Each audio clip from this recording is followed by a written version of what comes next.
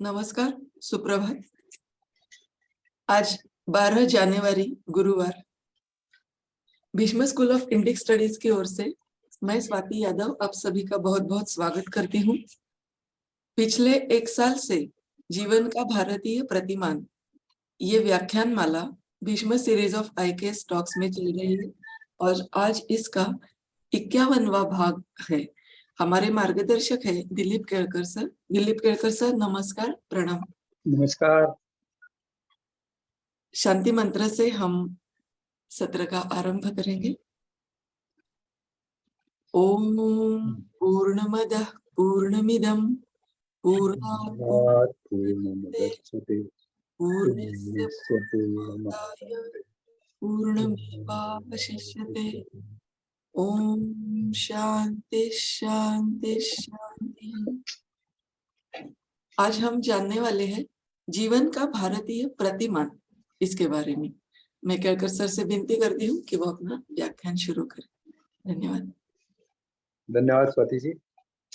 सभी श्रोताओं को और इस उपक्रम से जुड़े हुए लोगों को सबसे पहले तो स्वामी विवेकानंद जयंती की शुभकामनाएं। आज एक बहुत महत्वपूर्ण पवित्र ऐसा दिवस है। आज हम इस 51वें पुष्प में जीवन के भारतीय प्रतिमान और जीवन के अभारतीय प्रतिमान यानी इंडिया, इनके बारे में जानने का प्रयास करेंगे कि भारत क्या होता है, इंडिया क्या होता है, इनमें अंतर क्या है और भारत बनने में श्रेष्ठता क्या है। दोनों में केवल अंतर है इतना ही नहीं, तो दोनों दो छोर हैं, इसे भी हमें समझना होगा। एक विष है तो एक अमृत है। ऐसा दोनों में यदि कुछ गुण ढूंढना है तो यह उनके गुण हैं। जो अभारतीय जीवन है या जो इंडियन जीवन है, यह हम सब देख रहे हैं, अनुभव कर रहे हैं, क्योंकि इसी में हम जी रहे हैं आज। यह समस्याओं से भरा हुआ है। हर बात की समस्या है, हर क्षेत्र में समस्याओं का अंबार लगा हुआ है। ऐसी यह स्थिति है। कुछ मात्रा में अभी भी हमारी पूर्व परंपराओं के कारण, हमारी कुटुंब व्यवस्था के कारण, कुछ समाज जीवन में आग्रहपूर्वक भारतीयता का अध्ययन करने वाले विद्वानों के कारण आज भी कुछ मात्रा में भारतीयता जो शेष है,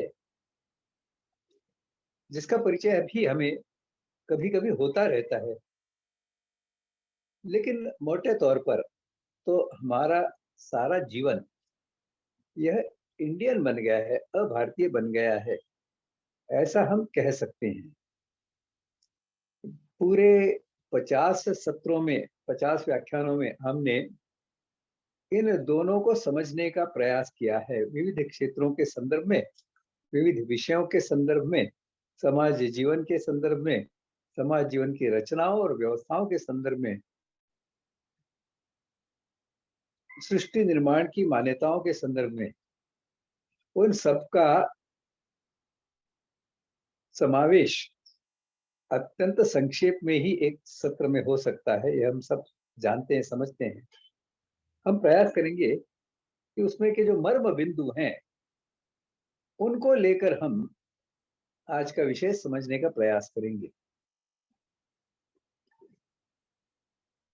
हर समाज अपने ढंग से जीता है, सुख के लिए जीता है। अच्छा समाज क्या होता है, ऐसी उस समाज की जो मान्यताएं होती हैं उसके अनुसार जीने का प्रयास करता है। वैसे ही फिर वो व्यवस्थाएं भी निर्माण करता है और वैसा ही सामाजिक संगठन के प्रति उनका दृष्टिकोण रहता है। जैसे ये जो अभारतीय जीवन है, इसमें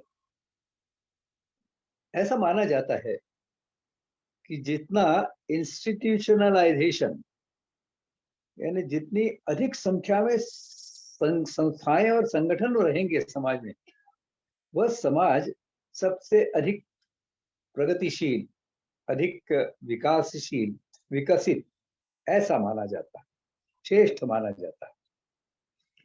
भारतीय जीवन में इस प्रकार की छुटपुट संस्थाओं की और संगठनों की आवश्यकता ही नहीं रखी गई थी। एक व्यापक संगठन ऐसा होता था जिसमें समाज जीवन का हर व्यक्ति उसमें गुथा हुआ रहता था।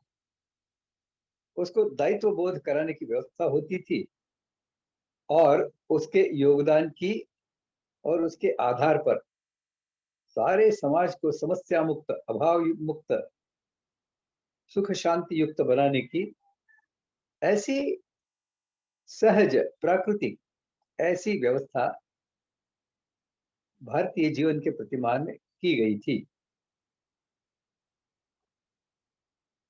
ये तो हम सब जानते हैं कि हमारे पूर्वज बहुत प्रतिभाशाली थे।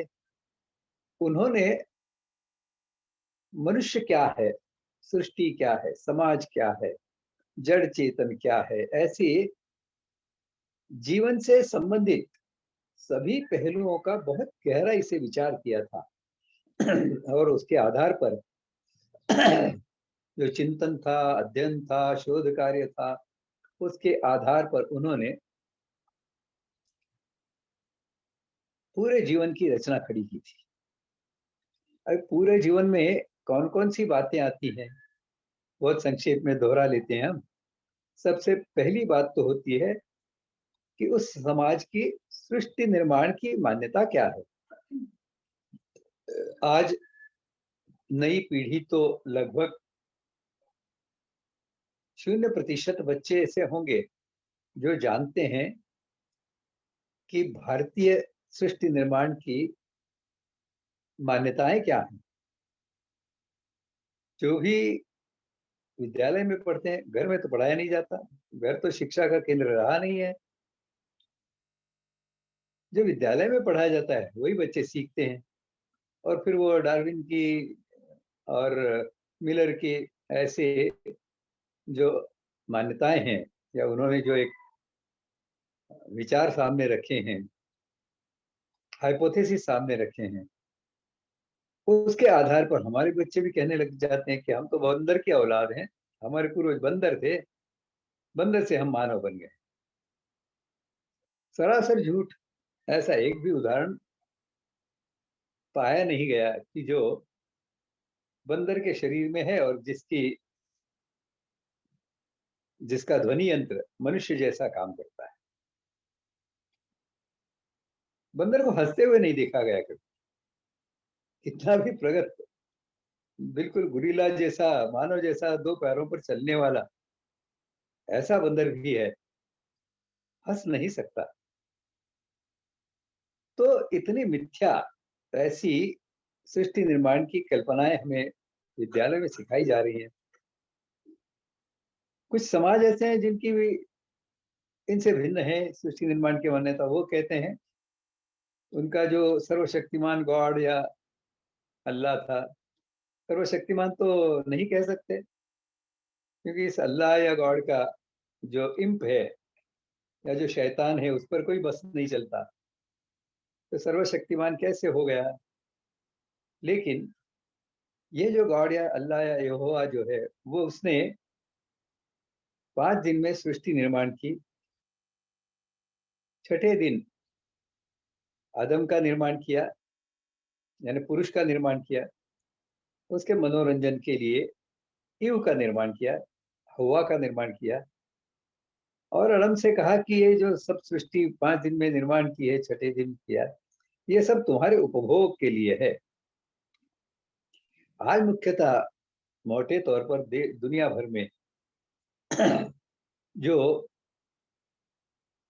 मानसिकता है वह इस प्रकार की उपभोगवादी ऐसी सृष्टि निर्माण की मान्यता से उपजी हुई दिखाई देती है। उपभोगवाद या आज जितना उपभोग किया है कल उससे अधिक उपभोग मैं करूंगा तो मेरा विकास हो गया। ये जो विकास की अवधारणा है यह लगभग सारे विश्व के मानव जाति की एक जैसी हो गई है। हम भी भारत में यही मानने लग गए हैं और उसी के पीछे दौड़ रहे हैं। सुख सुविधाएं यानी सुख प्राप्ति हो इसके लिए सुविधाएं निर्माण किए जा रहे हैं। सुख प्राप्त हो रहा है नहीं ये तो अलग बात है। सुख तो मन की अवस्था होती है। इंद्रियों का सुख मन को यदि उसमें उस समय सुख नहीं है तो इंद्रियों को कितना भी सुख मिलता रहे आपको नींद नहीं आएगी। बहुत सुखकर ऐसी शैया में आप पड़े हुए हैं, बहुत अच्छा रुचिकर भोजन आपके सामने रखा हुआ है, आपकी मुंह में लार टपक रही है, लेकिन यदि आपका मन उद्विग्न है तो आप उसका आनंद नहीं ले सकते। तो इस प्रकार सृष्टि निर्माण की मान्यता, भारतीय मान्यता जो है यह है परमात्मा अकेला था, उसे लगा कि मैं अकेला हूं, रम नहीं रहा हूं, चैन नहीं पड़ रहा है, अनेक हो जाऊं, और उसने अपनी ही शक्ति से अपने में से ही सारी सृष्टि का सृजन किया। इससे तात्पर्य है कि सृष्टि का हर पदार्थ जो है, हर अस्तित्व जो है यह परमात्मा का ही रूप है। यह है भारतीय सृष्टि निर्माण की मान्यता और सृष्टि के चराचर ऐसे तत्वों की ओर देखने का दृष्टिकोण। जबकि जो अभारतीय इंडिया का दृष्टिकोण है उसमें तो यह दिखाई देता है कि मैं अपने लिए इस पूरी सृष्टि का उपभोग करूं, इसके लिए सृष्टि बनाई गई है। मेरा उपभोग, मेरी उपभोग की क्षमताएं यह दिन ब दिन बढ़ती जाएं तो मेरा विकास हो गया। इस प्रकार की मान्यता आज हमें दिखाई देती है और यह बहुत स्पष्ट है, हम सब जानते हैं। इससे आगे दूसरा विषय आता है कि एक बार सृष्टि निर्माण की मान्यता तय हो जाती है तो सृष्टि की ओर देखने की जो जीवन दृष्टि है यह उसके अनुसार आकार लेती है। जिनकी उपभोगवादी, स्वार्थवादी, व्यक्तिवादी ऐसी सृष्टि निर्माण की मान्यता है, मेरे लिए, मेरे स्वार्थ के लिए, मेरे हित के लिए, मुझे अच्छा लगे, इसके लिए सारी सृष्टि उपभोग के लिए है, ऐसा मानने वालों की जीवन दृष्टि के जो आधारभूत सूत्र बनते हैं वो बनते हैं सर्वाइवल ऑफ द फिटेस्ट। बलवान है वो जिएगा। क्योंकि जब व्यक्ति का संबंध आता है, व्यक्तिवादिता का संबंध आता है तो जो बलवान है उसकी चलेगी, जो दुर्बल होता है उसकी थोड़ी चलती है। इसके लिए सर्वाइवल ऑफ द फिटेस्ट उनका आधारभूत व्यवहार सूत्र बन जाता है। आगे और चलते हैं तो और व्यवहार सूत्र बनते हैं, तो एक्सप्लॉयटेशन ऑफ द वीक।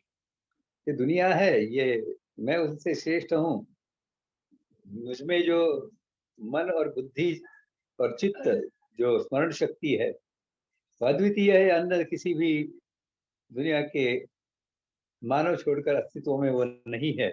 इसके लिए मैं बलवान हूँ, मैं उसका जो दुर्बल है, जो सृष्टि है उसका उपभोग कर सकता हूँ। इसके लिए बलवान, फिर वो बुद्धिबल की दृष्टि से बलवान होगा, सत्ता की दृष्टि से बलवान होगा, बाहुबल की दृष्टि से बलवान होगा, या बुद्धि की दृष्टि से बलवान होगा।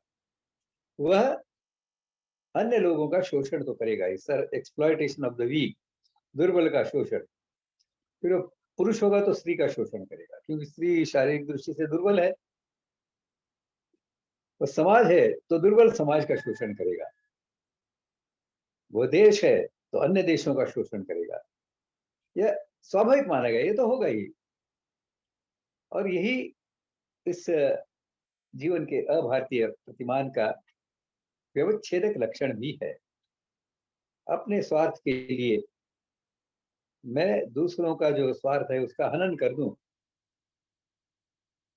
यह स्वाभाविक है, यह प्रकृति का नियम है।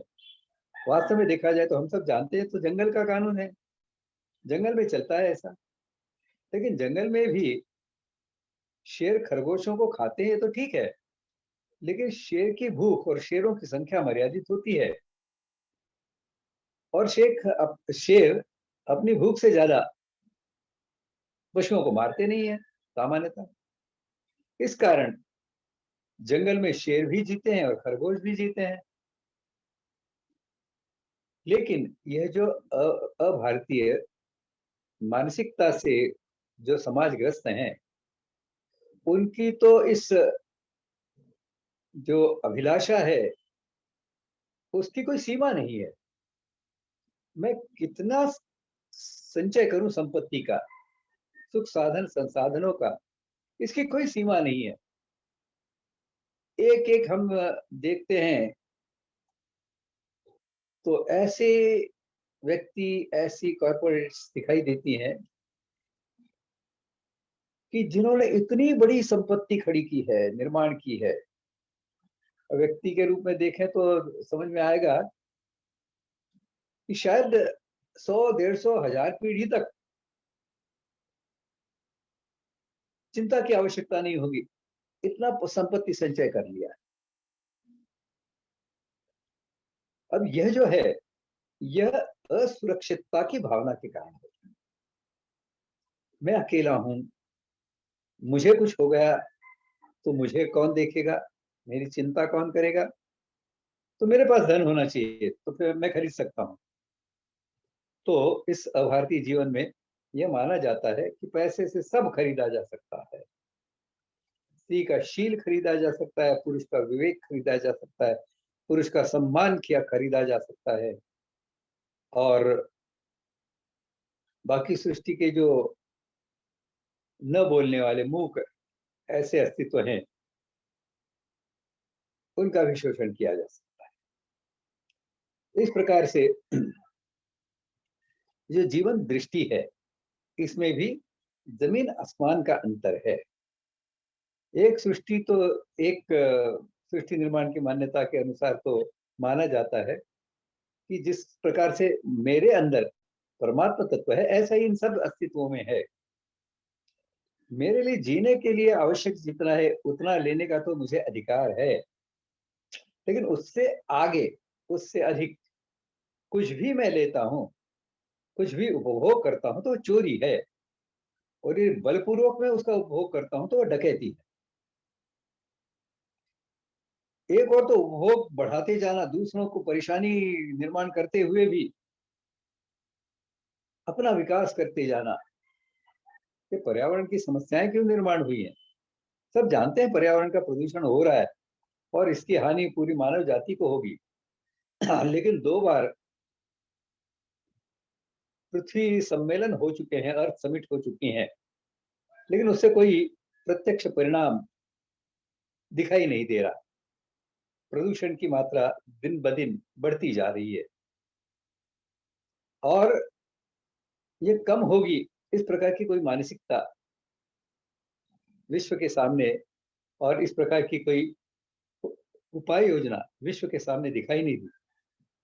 अब भारतीय दृष्टिकोण से इसका जो विचार किया जाता है, भारतीय जो सृष्टि निर्माण की मान्यता है, भारतीय जो व्यक्तित्व की विकास की मान्यता है, उसके अनुसार व्यक्ति जो है, या सारी सृष्टि के सारे अस्तित्व जो हैं, ये अष्टधा प्रकृति से बने होते हैं।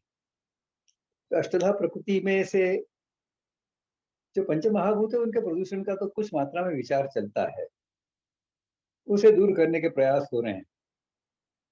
लेकिन उन्हें ये प्रदूषण निर्माण करने वाला जो मन बुद्धि का प्रदूषण है, इसके बारे में न तो उन्होंने कुछ सोचा है, और न ही उनके पास इस मन बुद्धि को नियंत्रण में रखने के लिए अष्टांग योग के यम नियमों जैसी और भारत की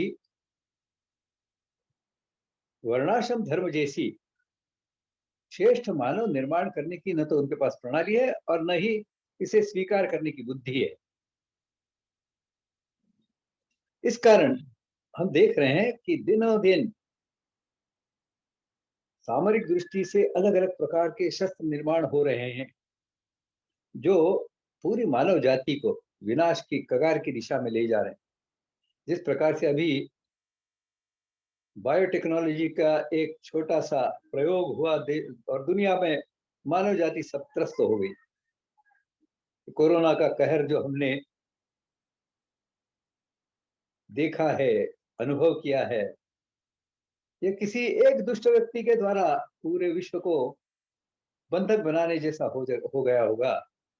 ऐसा कहना भी गलत नहीं होगा। आज भी ऐसा कोई दुष्ट बायोटेक्नोलॉजिस्ट जो वायरस के ऊपर काम करता है फिर से दुनिया को बंधक बना सकता है, एक अलग ऐसा कोई वायरस निकाल कर।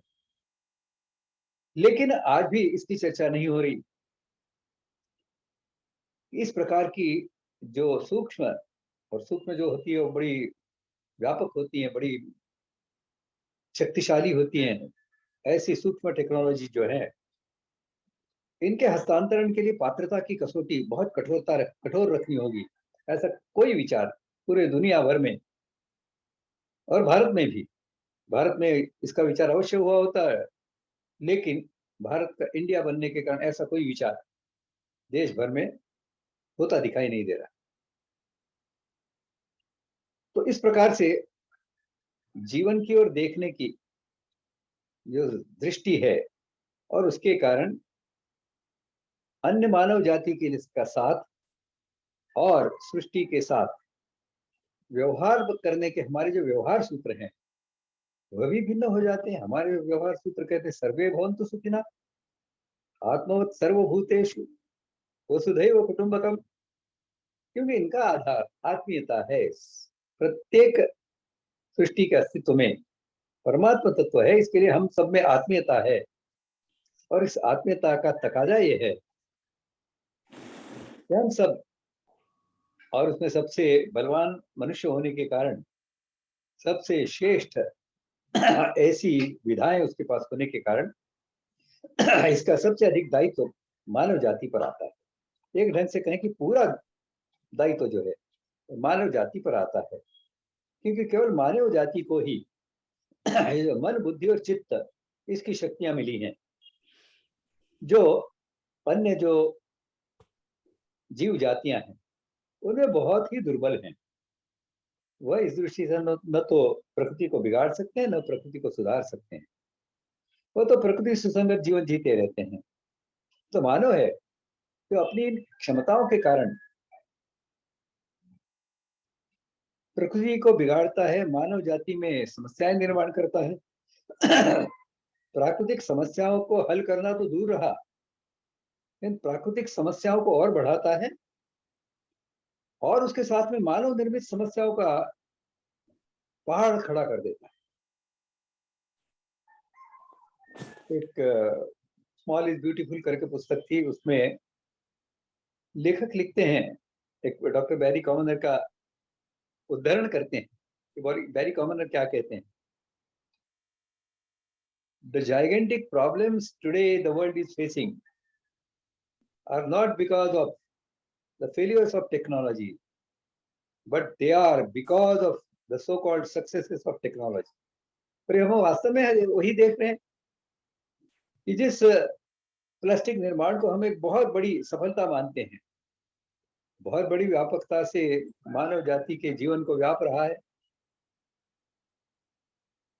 इसे जो सफलता माना जाता है वही एक बड़ी समस्या खड़ी हो गई है। उसका निवारण करने के लिए किसी के पास कोई उत्तर नहीं है। रासायनिक प्रक्रियाएं, रसायन शास्त्र का यह अभारतीय इंडियन जो विकास हुआ है उसके कारण पूरी दुनिया प्रदूषणग्रस्त हो गई है। और इस प्रदूषण को दूर करने की दृष्टि से उपाय योजना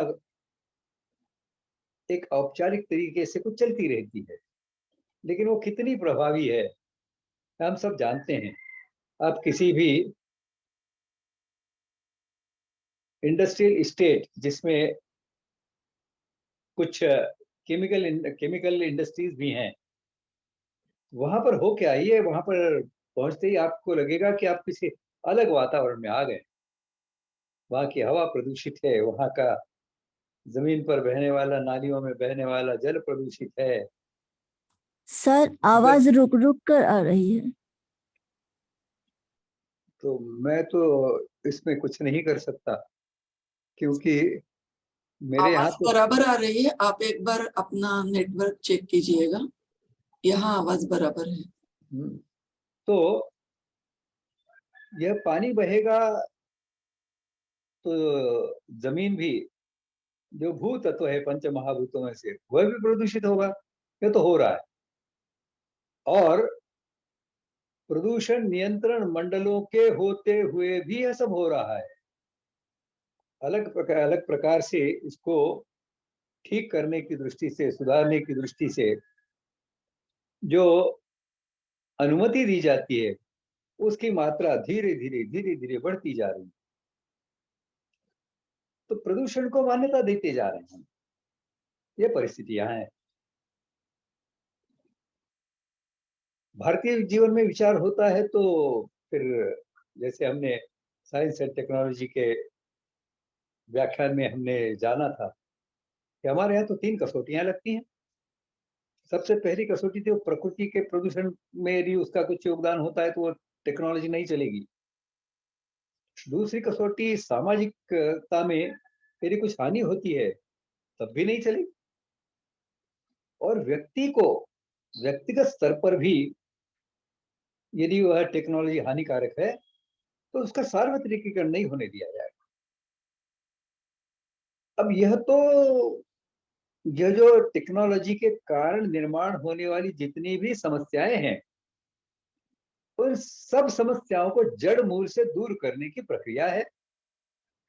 और यह भारत में अलिखित रूप से चलती रहती थी। इसी कारण हमने देखा कि ब्रह्मास्त्र नष्ट हो गया। बहुत संहारक ऐसा अस्त्र हुआ करता था, लेकिन जैसे ही अपात्र कुपात्र के हाथ में वो जा रहा है ऐसा दिखाई दिया,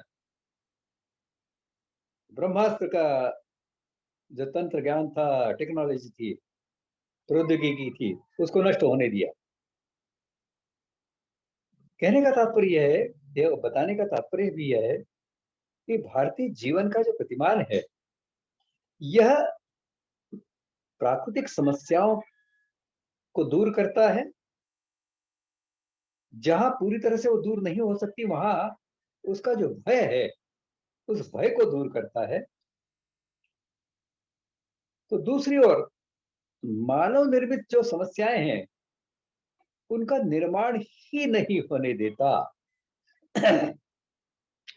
जो रोग होता है ना, उसके बारे में ऐसा कहा जाता है, जो दुर्धर रोग होता है उसके बारे में डॉक्टर कह देते हैं कि देखो भाई, अब तो इससे आपका छुटकारा नहीं होने वाला।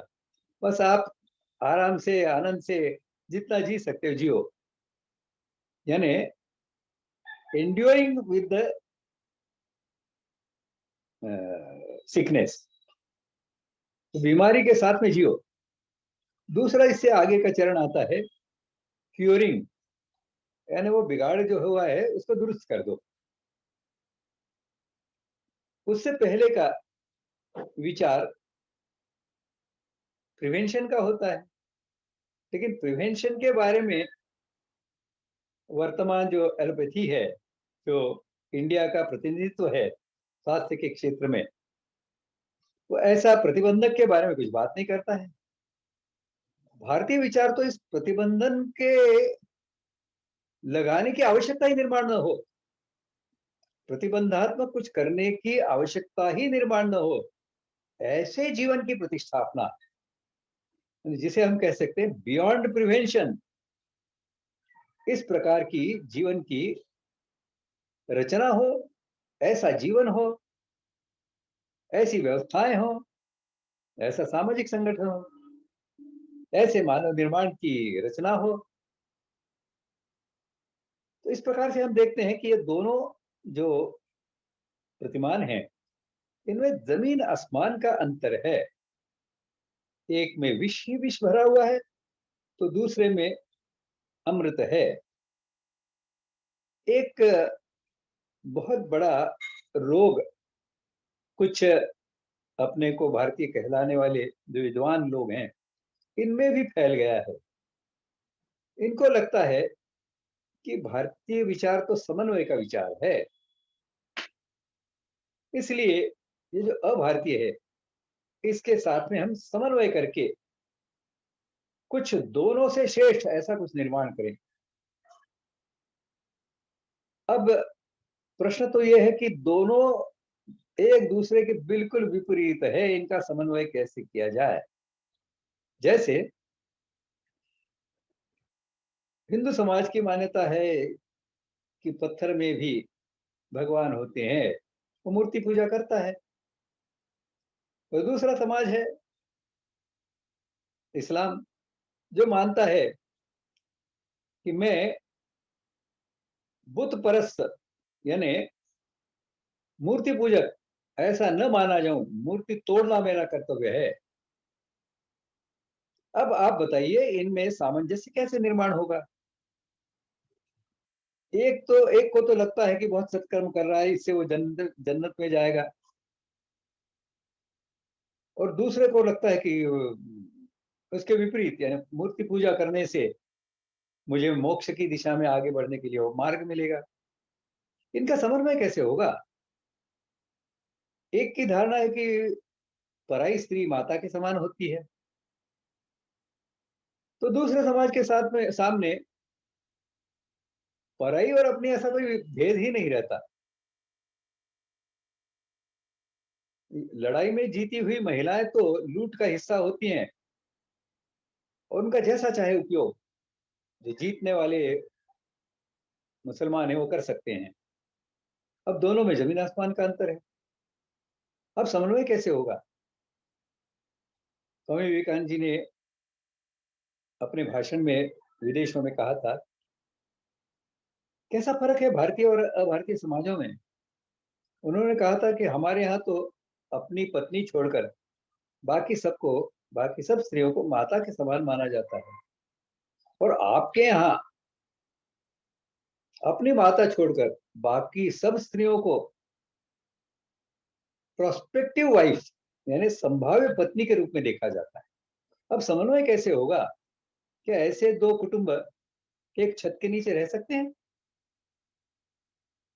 कि उसमें से कुछ लोग तो कुछ पुरुष तो सभी स्त्रियों को अभिलाषा की दृष्टि से वासना की दृष्टि से देखते रहें और उनका उपभोग करने का प्रयास करें, और दूसरा उसी में पुरुषगण जो है वो सभी स्त्रियों को अपनी पत्नी छोड़कर माता के समान मानने वाला। क्या साथ में रह सकते हैं। तो इन बातों को ध्यान में रखकर हमें यह समझना होगा कि यह दोनों जो प्रतिमान हैं ये दोनों एक दूसरे के विरोधी प्रतिमान हैं। इनमें सामंजस्य संभव नहीं है। इनमें जीवन दृष्टि और मानव जीवन का जो अंतिम लक्ष्य मोक्ष है उसमें अंतर है, और इसलिए इनमें कोई सामंजस्य की संभावना नहीं है। यदि सामंजस्य ही करना है तो इसमें की जो समस्या निर्माण करने वाली जो दृष्टि है उसे छोड़ना होगा। जो मूर्ति भंजक बनने में अपने जन्नत को देखते हैं, उन्हें मूर्ति भंजक बनने से परावृत्त करना होगा, उनकी मानसिकता में परिवर्तन लाना होगा। क्योंकि जो मूर्ति पूजा करने वाले वो दूसरों के ऊपर जबरदस्ती थोपते थोड़ी हैं। जो पराई स्त्री को अपनी संभाव्य पत्नी के रूप में देखता है, भोग वस्तु के रूप में देखता है, उसके साथ में मातृत्व परदारिशु को मानने वाले का सामंजस्य कैसे हो सकता है। तो सामंजस्य तो जो इस प्रकार की स्त्री की ओर देखने की उपभोग वाली दृष्टि है उसे छोड़ दे, वह भी मातृत्व परदारिशु का स्वीकार करे, यही सामंजस्य हो सकता है। यानी जो अभारतीय है वह अपनी अभारतीयता छोड़ दे और भारतीय बन जाए, यही इसका एकमात्र ऐसा उपाय दिखता है। अगले हिस्से में हम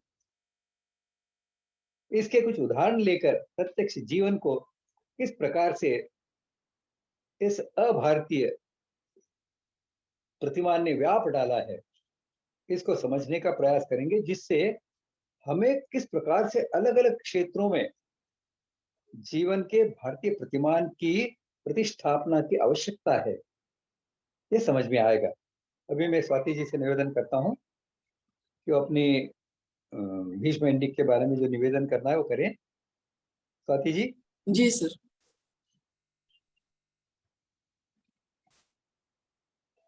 सभी श्रोताओं से नमस्कार। जीवन का भारतीय प्रतिमान, ये व्याख्यानमाला जिस पर आधारित है सॉरी, वो हमने 2 खंडों में प्रकाशित किया है। 2 खंडों का एकत्रित मूल्य 999 है, लेकिन इसकी छूट हमने बढ़ा दी है, छूट का कालावधि बढ़ा दिया है। 799 रुपए में ये दोनों खंड आपके लिए हमने उपलब्ध किए हैं। हमारी वेबसाइट पर जाकर या हमारा गूगल पे क्रमांक है 9503864401, भीष्म प्रकाशन का ये क्रमांक है। इस पर आप गूगल पे करके इसी नंबर के व्हाट्सएप पर अपना नाम, पूरा पता, इतने सारे डिटेल्स हमें अगर भेजते हैं तो आप घर बैठे ये पुस्तक मंगवा सकते हैं। हम भारतीय हैं, इसका मतलब क्या है? भारतीय हम क्यों हैं?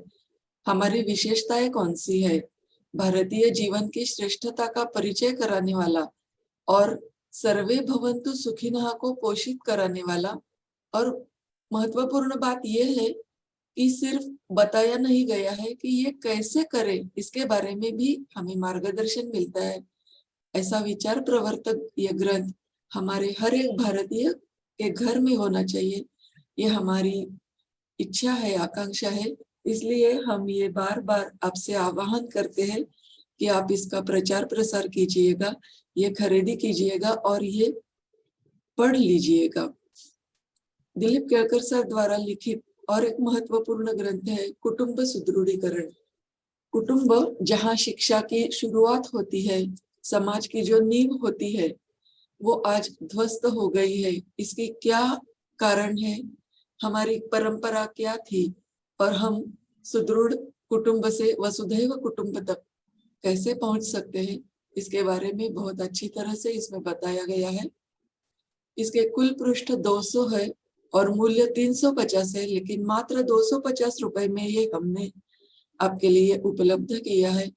तो मैं इसी का भी खरीदी करने का तरीका वही है, आप वेबसाइट पर जाकर या 9503864401 इस गूगल पे क्रमांक पर पेमेंट करके अगर हमें उसी नंबर के व्हाट्सएप पर डिटेल्स भेजते हैं तो आप घर बैठे ये मंगवा सकते हैं।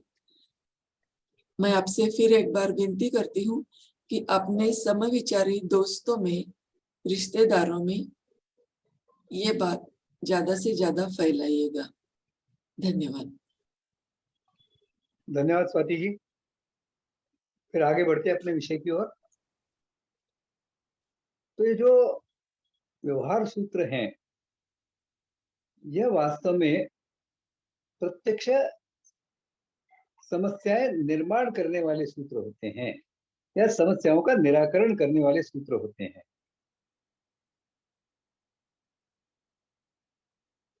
इस व्यवहार सूत्रों में एक सबसे महत्वपूर्ण जो पहलू है वह है धर्माधिष्ठित जीवन।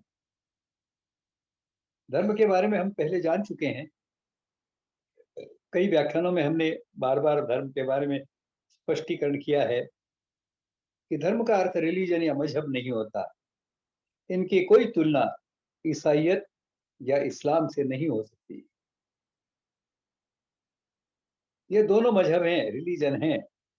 इसी प्रकार से आधुनिक काल में पिछले 150 वर्षों के भीतर, या ऐसा कहें कि 110 वर्षों के भीतर, जो एक और भी मजहब निर्माण हुआ है, कम्युनिज्म, इनके साथ में धर्म की कोई तुलना नहीं है।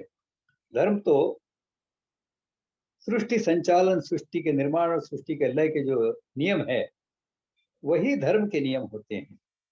एक ढंग से कहा जाए तो अष्टधा प्रकृति के संदर्भ में जो नियम है, जिसे हम विज्ञान कहते हैं, पंच महाभूत मन बुद्धि अहंकार, इनको मिलाकर जो ज्ञान होता है उसे विज्ञान कहा जाता है। और वर्तमान साइंस जो है वह पंच महाभूतों तक अपने को सीमित रखता है। पृथ्वी, आप, तेज, वायु, आकाश, इन तक सीमित रखता है। तो साइंस के जो नियम है, पंच महाभूतों के लिए बने हुए जो साइंस के नियम है, वह विज्ञान के नियमों में समाविष्ट हो जाते हैं।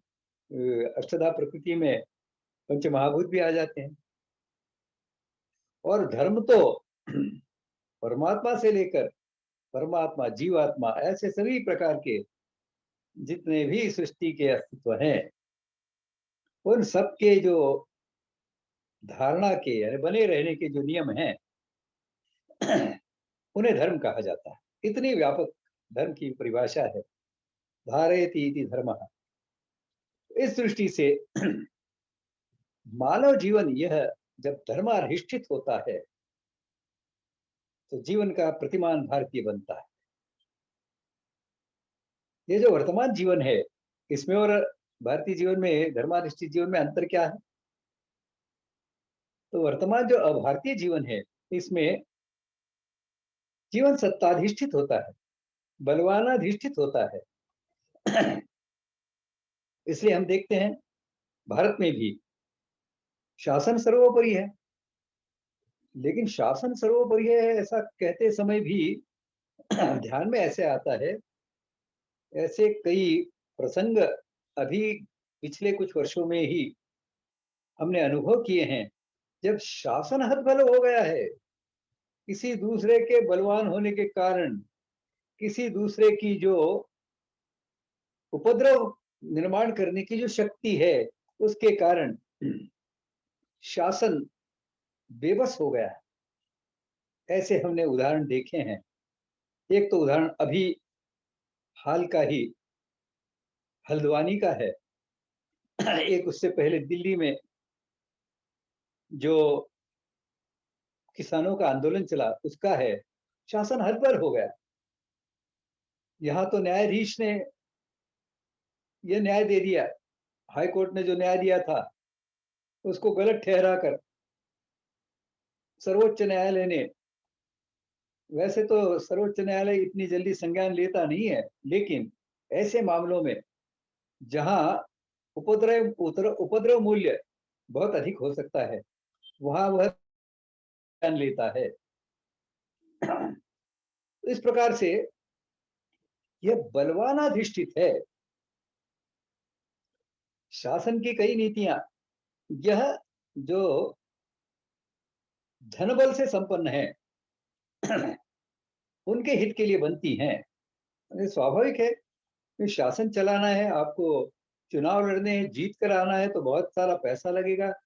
लोकतंत्र है तो क्या होगा, आपको सांसद के लिए चुनाव लड़ना है तो करोड़ों रुपए आपको खर्च करने होंगे। कहां से लाओगे आप? कोई गरीब सज्जन व्यक्ति चुनाव लड़ नहीं सकता। अब अपवाद के रूप में कुछ होंगे, लेकिन सामान्यतः नियम तो यही है। तो भ्रष्टाचार तो होगा। तुम हमें पैसा दो, हम तुम्हें सुविधाएं देंगे, तुम्हारे हित के अनुसार नीतियां बनाएंगे। तो जो वर्तमान मानव जीवन है यह सत्ताधिष्ठित बन गया है।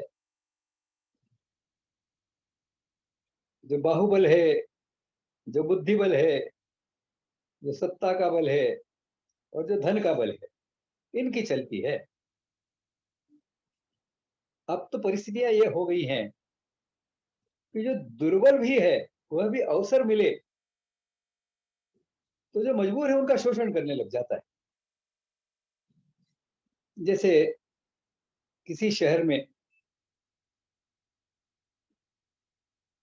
बसें चलती हैं और रिक्शा टैक्सी भी चलती हैं। जैसे ही बसों का कोई आंदोलन चलता है, बसें बंद हो जाती हैं, रिक्शा और टैक्सी वालों के भाव बढ़ जाते हैं। वो मीटर नहीं चलाते फिर, और मीटर चलाते भी हैं तो वो केवल आरटीओ के पुलिस को शायद बताने के लिए पहले से तय करते हैं कि इतना पैसा लगेगा साहब, और मजबूर जो प्रवासी है वो पैसा देने को बाध्य हो जाता है। तो जो बलवान जब बनेगा वो शोषण करेगा, ये मानसिकता इतनी गहराई तक पहुंच गई है। शिक्षा व्यापार बन गया है। देखिए, जिस शिक्षा की प्राप्ति के बाद, जिस पाठ्यक्रम को सीखने के बाद बहुत सारा धन बटोरा जा सकता है, ऐसे पाठ्यक्रमों का मूल्य देख लीजिए आप। लाखों रुपए खर्च करके डॉक्टर बनना पड़ता है। अब वो फिर ये जो उसने पूंजी लगाई है उसको वसूलता है फिर डॉक्टर बनने के बाद में। तो जो मजबूर कर होकर जो रोगी उनके पास आते हैं उनसे वो सब वसूल कर लेता है, और इसमें कोई गलत नहीं माना जाता, ये तो स्वाभाविक है। ऐसी मानसिकता भी हम सबकी बन गई। धर्माधिष्ठित जब होता है जीवन, तो शासन भी धर्म के अनुसार चलने वाला होता है। राज धर्म के अनुसार शासन चलता है, और राजधर्म के अनुसार जब शासन चलता है तो क्या होता है, इसका विवरण वाल्मीकि रामायण में महर्षि वाल्मीकि करते हैं, जिसका विवरण, जिसका विवेचन तुलसी रामचरित में किया गया है, राम राज्य का वर्णन। इस प्रकार का एक सबको सुख देने वाला ऐसा एक जीवन उसमें से निर्माण होता है। उसमें कहा है, ये राम राज्य में तो बारिश भी ऐसी हुआ करती थी, जहां और जितनी चाहिए उतनी ही बारिश होती थी, थोड़ी कम नहीं, थोड़ी अधिक नहीं। समुद्र भी अपने रत्न लुटाने के लिए किनारे पर लाकर छोड़ता था कि लोगों के काम में आवे। दंड यह शब्द जो था, इसका उपयोग ही नहीं होता था, क्योंकि सामान्यतः कोई अपराधी नहीं होता था, तो दंड का प्रश्न का आता कहां। दंड शब्द का प्रयोग केवल तो ब्रह्मचारी के पास में जो ब्रह्म दंड होता है उतने के लिए दंड शब्द का प्रयोग होता था। जीतने का विषय भी नहीं आता था, क्योंकि सब लोग एक दूसरे को सहायता करते हुए धर्म के आधार पर सुखमय जीवन जीते थे, तो किसी को जीतने का प्रश्न नहीं आता था। जीतना, इस शब्द का प्रयोग केवल मन को जीतने के लिए होता है। कल्पना कीजिए किस प्रकार की राम राज्य की कल्पना, और कल्पना नहीं, यह वास्तव था जिसका वर्णन वाल्मीकि महर्षि ने किया है। इस प्रकार का समाज जीवन, यह धर्म की जब चलती है, धर्म सर्वोपरि होता है, तब चलता है। तो धर्माधिष्ठित जीवन, यह भारतीय जीवन के प्रतिमान का आधारभूत तत्व है। इसके आधार पर, और जैसे हमने जाना कि धर्म ये तो प्रकृति के नियम होते हैं, इन नियमों को किसी प्रकार की हानि न पहुंचाते हुए, इसके विरोध में न जाते हुए, धर्म अविरोधी जो इच्छाएं हैं, परमात्मा कहते हैं, भगवान कहते हैं, धर्म विरुद्धो भूतेषु कामोस्मि भरतर्षभ, वह मैं हूं। तो इस प्रकार की धर्म अविरोधी, धर्म के अनुकूल ऐसी समाज की व्यवस्थाएं निर्माण करते हैं। व्यवस्थाएं भी, व्यवस्था धर्म के अनुकूल होती हैं, तो जिसके लिए वो सबके लिए लाभकारी होती है, किसी के लिए विशेष ऐसी कोई सुविधाएं उसमें नहीं होती हैं, सबके हित की होती हैं, सबको समझ में आए ऐसे उसके सरल से नियम होते हैं, और कुछ विशेष नियम है तो उनको समझाने की व्यवस्था होती है। इसका भी विचार हमने किया है पूर्व में, व्यवस्थाओं का जब व्याख्यान हुआ था उसमें। तो व्यवस्था धर्म के अनुसार व्यवस्थाएं होती हैं। व्यवस्थाएं जो होती है वह for the people, by the people, of the people होती हैं। इनमें हर व्यक्ति का समावेश होता है। कोई समाज का कोई व्यक्ति इससे अछूता नहीं रहता, उसका समावेश इसमें होता है, उसका दायित्व भी इसमें होता है। अब जैसे सड़क पर चलने वाला व्यक्ति है, उसका दायित्व क्या है शिक्षा के व्यवस्था की दृष्टि से? तो वह कैसा चल रहा है, किस प्रकार के अंग विक्षेप वह कर रहा है, किस प्रकार की भाव भंगिमा उसके चेहरे पर है, ये तो आस पड़ोस के बच्चे भी देख ही रहे हैं ना। वो तो कुछ ना कुछ सीखते ही हैं उससे। तो उस सड़क पर चलने वाले व्यक्ति का भी यह दायित्व होता है, तो इस प्रकार का कोई काम न करे, इस प्रकार की कोई गतिविधि न करे जिसका दुष्परिणाम बच्चों पर हो। अब रक्षण व्यवस्था की दृष्टि से देखें तो वही यदि सड़क पर चलने के जो नियम है उसके विपरीत कुछ करता है तो क्या हो, रक्षण व्यवस्था में गड़बड़ होगी। तो रक्षण व्यवस्था की दृष्टि से उसका दायित्व है कि सड़क पर चलते समय नियमों का ठीक से पालन करना। वाहन चालक है, अपघात होते हैं तो उसमें बहुत सारे अपघात वाहन चलाने के नियमों का पालन न करने से या प्रशिक्षण ठीक न होने से होते हैं। ये सब धर्म में आता है। यदि धर्म के अनुसार होगा वैसे अपघात नहीं होंगे। यही कहा है रामायण के जो राम राज्य की जो विवरण है उसमें भी यही कहा है, कोई अपघात से मृत्यु नहीं होती है, पूरा जीवन जीता है हर व्यक्ति। तो जब धर्म का शासन चलता है तो शासकों का शासक होता है और गुरुओं का गुरु होता है। तो धर्माधिष्ठित जीवन, यह जीवन की व्यवस्थाएं, और यह व्यवस्था तीनों ही शिक्षण रक्षण पोषण, ये तीनों ही व्यवस्थाएं ऐसी सबके हित के लिए होती है। श्रेष्ठ मानव निर्माण ही उसका उद्देश्य होता है, और श्रेष्ठ मानव निर्माण में ऐसा मानव जिसका लक्ष्य मोक्ष हो, और उस मोक्ष के मार्ग में व्यक्तिगत विकास, समष्टिगत विकास यानी समाज के साथ में आत्मीयता की भावना, कुटुंब भावना का विकास, सृष्टि के साथ में सृष्टिगत विकास, सृष्टि के साथ आत्मीयता की भावना का विकास, कुटुंब भावना का विकास, ऐसा होते हुए जब परमेष्ठिगत विकास की ओर बढ़ता है तो उसे मोक्ष कहते हैं, मोक्षगामी होना कहते हैं। अब हम देखते हैं कि जब सृष्टि के सारे अस्तित्वों के साथ में कोई आत्मीयता से जुड़ जाता है, कुटुंब भावना से जुड़ जाता है, तो स्वाभाविक रूप से वो परमेष्ठिगत विकास की दिशा में चल पड़ता है, मोक्ष की दिशा में चल पड़ता है।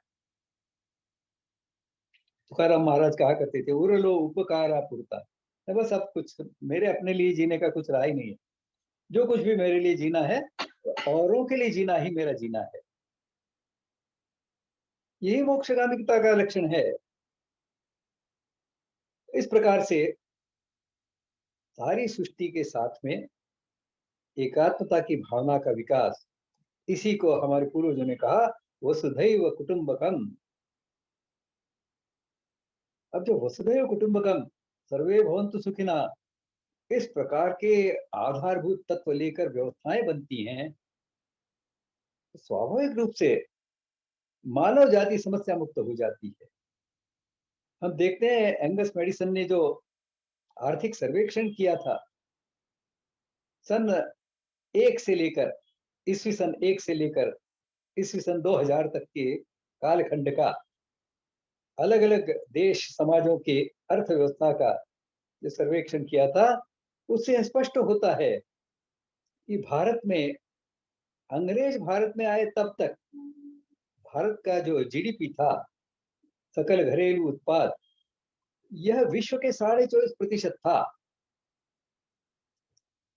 मुस्लिम आक्रांताओं के भारत में आने से पहले या उनके यहाँ पर शासक बनने से पहले तक, यानी सन 1000 तक, ये जीडीपी 30 से ऊपर हुआ करता था। और जब भारत पर आक्रमण शुरू नहीं हुए थे, यानी ऐसा कहें कि सन 2000, इससे पहले बहुत कम आक्रमण हुए। शक, खून, यवन, पिशाण ये सब बाद में आए हैं। ग्रीक उससे पहले आए। उस समय तक सन 1 तक भारत की जीडीपी, भारत का सकल घरेलू उत्पाद पूरे विश्व के जीडीपी की तुलना में 37.5% था। इतनी समृद्धि और जीवन रचना कैसी थी, इतनी समृद्ध ऐसी जीवन की हजारों वर्षों तक परंपरा चलने के उपरांत भी हमने कभी मानव जाति के लिए संकट खड़े नहीं किए। दुनिया का इतिहास बताता है कि दुनिया का कोई भी समाज जब बलवान बना, उसने अन्य समाजों को लूटा, प्रताड़ित किया, वहां की दूसरे समाजों की महिलाओं को बलात्कारित किया, उनको गुलाम बनाया, दास बनाया और जितना हो सके उतना शोषण किया। केवल एक भारत ही ऐसा एक देश है, भारतीय ऐसा समाज है, हिंदू ऐसा समाज है कि जिसके बारे में इस प्रकार का कोई आरोप नहीं किया जा सकता। तो मानव समाज को हमने कभी हानि हो इस प्रकार का कोई जीवन, इस प्रकार की कोई व्यवस्थाएं निर्माण नहीं की। सृष्टि निर्माण की दृष्टि से देखें, सृष्टि को के प्रदूषण की दृष्टि से देखें, तो ध्यान में आएगा कि रासायनिक दृष्टि से, रसायन विज्ञान की दृष्टि से, रसायन केमिकल साइंस की दृष्टि से भारत काफी प्रगतिशील था। ऐसी ऐसी प्रक्रियाएं भारत ने खोज निकाली थी जिनके बारे में आज भी जो साइंटिस्ट हैं अचंभित हैं, ये कैसे होता है। आज भी साइंटिस्ट लोगों को यह पता नहीं कि पारा मारण कैसे किया जाता है। पारे का जो विषैला तत्व है उसको दूर करके पारे को दवाई के रूप में निर्दोष कैसे बनाया जा सकता है, समझ ही नहीं सकते। और न तो उनके पास उपकरण है इस प्रकार के पारा मारण किए हुए पारे को जांचने के लिए। तो दिल्ली का मेहरौली का जो लोह स्तंभ है, इसके बारे में भी यही ऐसा आश्चर्य है। कुछ अनुमान लगाए गए हैं, लेकिन उस प्रकार से प्रत्यक्ष में इस प्रकार का लोह बनाने में कोई सफलता आज तक नहीं मिली। कहने का तात्पर्य यह है कि भारत के इस जीवन के प्रतिमान ने न तो मानव जाति के लिए कोई संकट खड़े किए और न ही सृष्टि के लिए। ऐसे ही हमने नहीं कह दिया था सर्वे भवन्तु सुखिनः, प्रत्यक्ष में व्यवहार में इसे कैसे जीना होता है, इसका प्रत्यक्ष वस्तुपाठ हजारों वर्षों तक हम दुनिया को देते रहे और भारत विश्वगुरु इसी के कारण हुआ करता था। यह तो सामरिक दृष्टि से जब से हम दुर्बल हो गए, जब से अहिंसा का एक अतिरेक हमारे बहुत गहराई तक नस नस में बैठ गया, उसके बाद में भारत का विश्व गुरुत्व से ह्रास शुरू हो गया, ऐसा हम देख सकते हैं। सम्राट अशोक की काल से शुरू हुआ हमें दिखाई देता है। बौद्ध मत का जो प्रभाव, अहिंसा का जो अतिरेक है, इसके कारण भारत सामरिक दृष्टि से दुर्बल हो गया और फिर हम देखते हैं आक्रांताओं की झड़ी लग गई। कहने का तात्पर्य यह है कि हमारे पूरे इतिहास को हम देखें तो भारत ने कभी मानव निर्मित समस्याएं निर्माण नहीं की। जो प्राकृतिक समस्या है, मृत्यु से डर का विषय है, स्वास्थ्य का विषय है, इसके बारे में इस प्रकार के मानक स्थापित किए थे कि जिसके कारण मनुष्य जीवन सुखमय हो जावे। इस प्रकार की शिक्षा की रचना खड़ी की थी, जिसका हमने विचार पिछले एक सत्र में किया था, जीवन की शिक्षा में किया था कि किस प्रकार से कुल में शिक्षा होती थी। पहला कुल होता था कुटुंब, दूसरा कुल होता था गुरुकुल और तीसरा कुल होता था ग्रामकुल।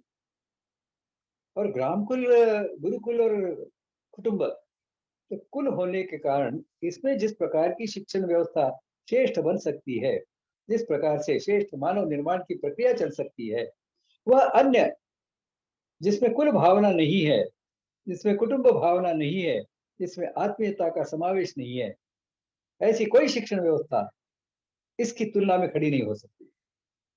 इस प्रकार की निर्दोष ऐसी शिक्षण व्यवस्था, इस प्रकार की निर्दोष ऐसी शासन व्यवस्था सम्राट व्यवस्था के रूप में हमने खड़ी की थी, जिसमें शासन ये दुराचारी नहीं हो पाता था, उसके ऊपर धर्म का नियंत्रण होता था, धर्म का शासन होता था। और जब शासन धर्म युक्त होता था तो पूरी जनता सुखमय ऐसा जीवन जीती थी। इस प्रकार से हम देखते हैं कि वर्तमान में समाज जीवन में जो समस्याएं हैं उनका निराकरण उन समाज जीवन के विभिन्न क्षेत्रों के भारतीयकरण करने में है। अकेली शिक्षा कभी भारतीय होगी नहीं। उद्योग जगत है, तो भारतीय उद्योग जगत की रचना कैसी थी, कैसी होनी चाहिए, इसकी प्रतिष्ठापना उद्योग के क्षेत्र में होनी चाहिए। आज उद्योग क्षेत्र जो है यह तो एक और तो धन का केंद्रीकरण करने वाला ऐसा एक साधन बन गया है, तो दूसरी ओर समाज के युवाओं को नौकर बनाने का, नौकर बनने के लिए लालच देने का ऐसा साधन बन गया है। जिस समाज का युवा नौकर बनने के लिए लालयित हो, क्या उस समाज को श्रेष्ठ कहा जा सकता है? विचार कीजिए, पूछिए लोगों से। तो फिर भारत की उद्योग व्यवस्था कैसी थी, उद्योग रचना कैसी थी? भारत की श्रेष्ठ मानव निर्माण की, हमारी वर्णाश्रम धर्म की रचना कैसी थी? उसके बिना श्रेष्ठ मानव निर्माण हो नहीं सकता। अपघात से कोई निर्माण हो जाए तो प्रभावी नहीं होता वो, तो बाकी सारा समाज जो है ये तो अभारतीय ढंग से निकृष्ट जीवन जी रहा है, उसको जीने नहीं देगा। और अभारतीय जीवन में तो ये असहिष्णुता जो है ना, ये भी बहुत बढ़ जाती है। यानी दुष्टों को का निर्धारण करो, ऐसा कहने वाले लोगों को भी दुष्ट कहने लग जाते हैं।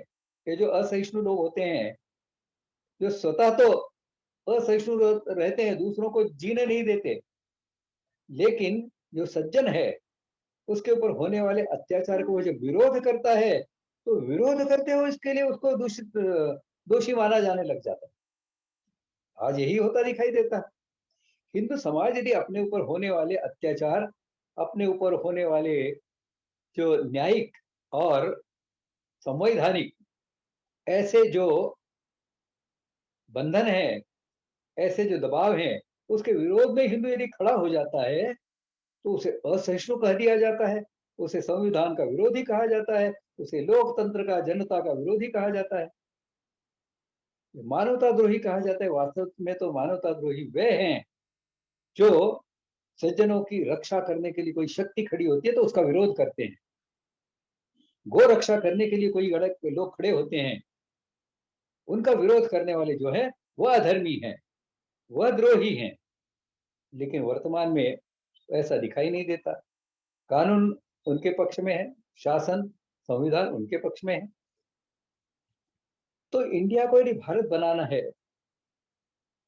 तो उद्योग जगत को भारतीय बनाना होगा, न्याय क्षेत्र को भारतीय बनाना होगा, भाषा, इतिहास, विज्ञान, प्रौद्योगिकी, कृषि, कला, कारीगरी, ऐसे सभी क्षेत्रों में जहां जहां अभारतीयकरण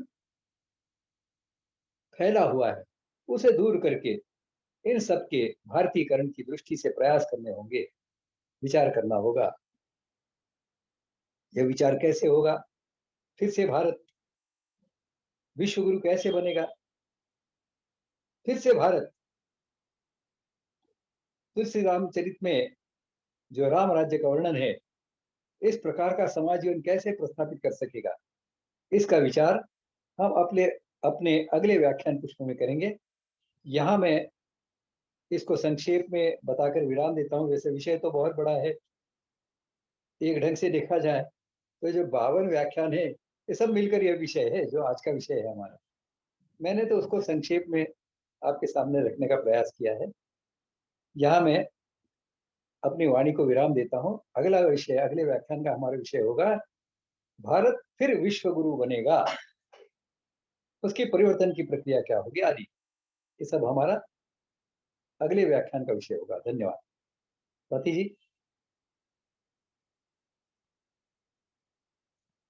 कोई प्रश्न पूछना चाहता है तो प्रश्न पूछें, अपना जो माइक है उसको ऑन करके। स्वाति जी। जी सर, जिन्हें कोई सवाल पूछना है आज के या पिछले विषयों पर तो कृपया अपना हैंड रेज कीजिएगा।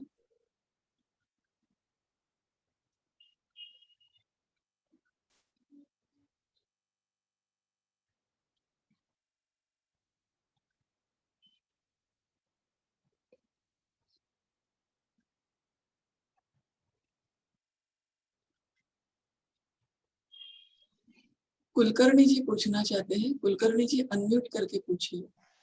मैडम, अभी तक वो रिकॉर्डिंग अपलोड क्यों नहीं हो रहे हैं? क्या कोई तकलीफ है? तकलीफ तो नहीं है, लेकिन टीम थोड़ी हमारी बिजी है। मैंने बोल दिया है ऑफिस में, हो जाएगा, 1-2 दिन में हो जाएगा।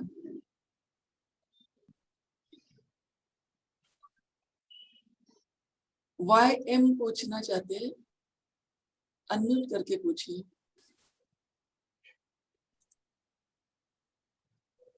जी प्रणाम जी। प्रणाम। आप कह रहे थे कि ये जो उनकी जो जितने भी ये अब्राहमिक जितने धर्म हैं और उनकी जो रिलीजन हाँ जी धर्म नहीं है वो। बिल्कुल धर्म नहीं है, वो उसको मानते हैं वो लोग। अ, उसमें आपने कहा कि उनकी मानसिकता को चेंज करना है। अब हम जी। किसी की मानसिकता को किस प्रकार से बदलें जहां पर तक कि वो समझते हैं कि उन्होंने कुछ गलत किया ही नहीं है। पिछले 1000 सालों में वो कहते हैं औरंगजेब तो बुरा था ही नहीं, उसने ऐसे कोई अत्याचार किए ही नहीं, तभी तो ये सारा कुछ इतिहास से मिटा दिया गया ये सारी चीजें। ये तो जो आपने जो प्रश्न पूछा है ना, इसी का उत्तर हम अगले व्याख्यान में ढूंढने वाले हैं, बताने अच्छा वाले हैं। ठीक है, ठीक है। जी जी, धन्यवाद धन्यवाद। अजय कुमार अग्रवाल पूछना चाहते हैं। अजय जी पूछिए। नमस्कार सर। नमस्कार। मैं पूछना चाह रहा था, जैसे आज एक समस्या देश के अंदर है जोशीमठ वाली, जी। तो आपने अभी बताया कि अपने यहाँ तकनीक सारी इतनी विकसित थी, तो फिर वहां पे भूवैज्ञानिक नहीं पहुंच पा रहे, क्या कारण है? देखिए, समस्या तो फिर से ये जो अभारतीय जीवन और जीवन के विकास की अवधारणा है ना, उसकी है। प्राकृतिक आपदाएं यह ऐसे ही नहीं आ जाती, कुछ तो प्राकृतिक होती हैं, लेकिन इनमें से भी कई प्राकृतिक आपदाएं मानव निर्मित होती हैं। जैसे आपको एक उदाहरण दूं मैं, पृथ्वी में से तेल निकाला जाता है ईंधन के उपयोग के लिए, जी वहां पानी भर दिया जाता है।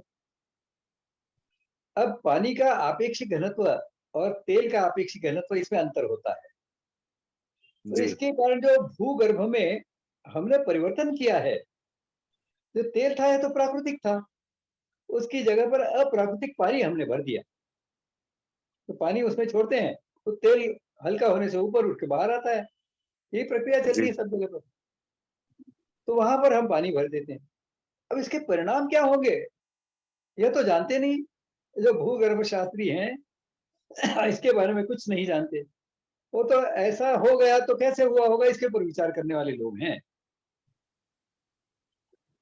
तो इस प्रकार से जो प्राकृतिक आपदाएं भी है ना, इनमें से भी कुछ मानव निर्मित हैं।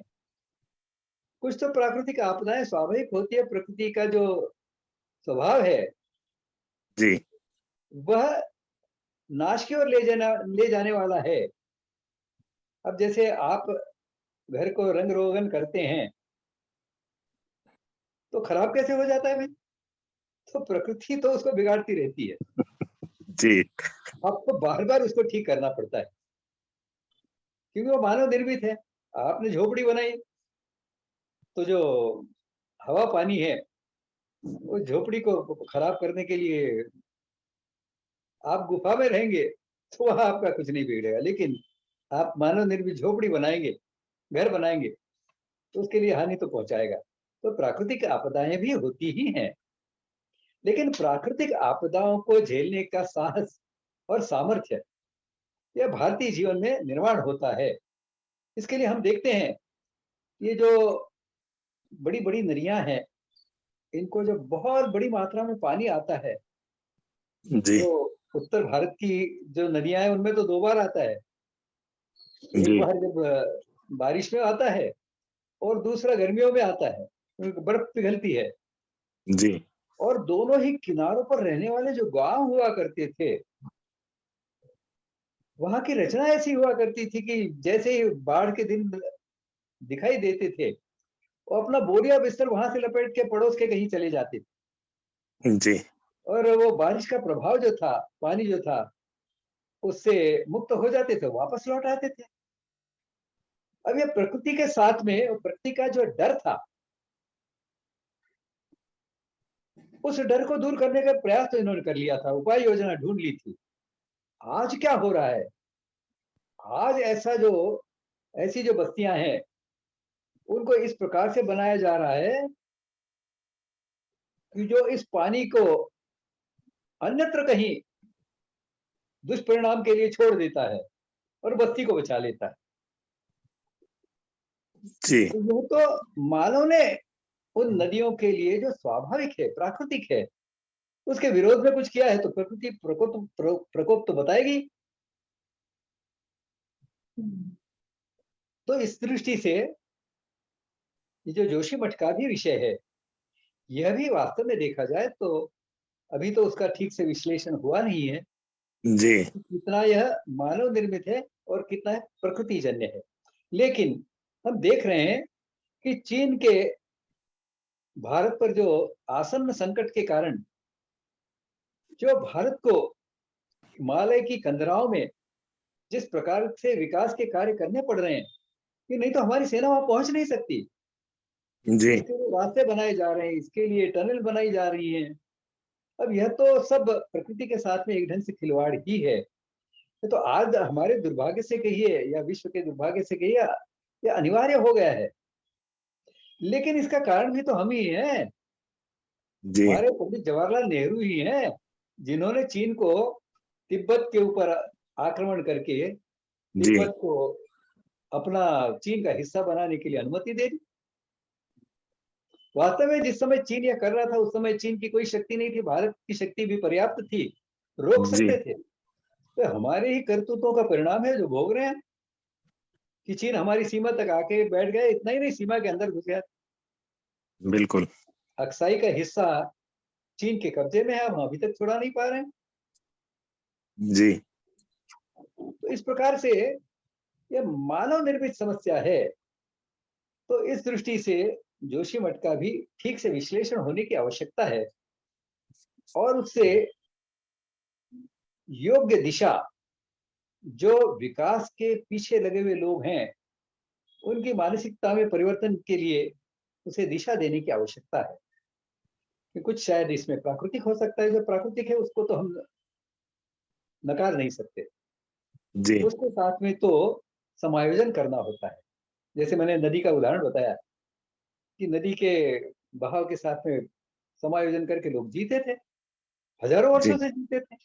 आज समस्या हो गई तो प्रकृति का प्रकोप तो होगा। इस दृष्टि से जो मानव निर्मित उसका जो हिस्सा है, उसे हम कम से कम कैसे कर सकते हैं, यह करने के लिए पूरी दुनिया में हमें पहले विश्व गुरु बनना होगा। तो सारी दुनिया को हम प्रभावित कर सकेंगे, सारी दुनिया को सर्वे भवन्तु सुखिनः वसुधैव कुटुंबकम की दिशा में ले जा सकते हैं। तब जाकर इन प्राकृतिक और मानव निर्मित समस्याओं का सृजन जो विदेशों में हो रहा है, भारत के बाहर भी हो रहा है, भारत के अंदर भी हो रहा है, उसको रोकने में हम समर्थ होंगे। लेकिन उसके लिए अगले व्याख्यान में हम कुछ विचार करेंगे। जी धन्यवाद गुरुजी। धन्यवाद। किसी और को कोई सवाल पूछना है तो कृपया हैंड रेस कीजिएगा।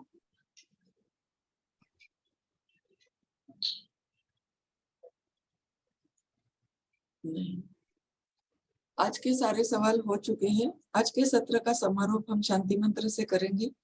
अगले गुरुवार यानी 19 जनवरी को इस व्याख्यान माला का आखिरी भाग पेश किया जाएगा और यह व्याख्यान माला संपन्न होगी। ओम सर्वे भवन्तु सुखिनः, सर्वे सन्तु निरामयाः, सर्वे भद्राणि पश्यन्तु, मा कश्चित् दुःखभाग् भवेत्।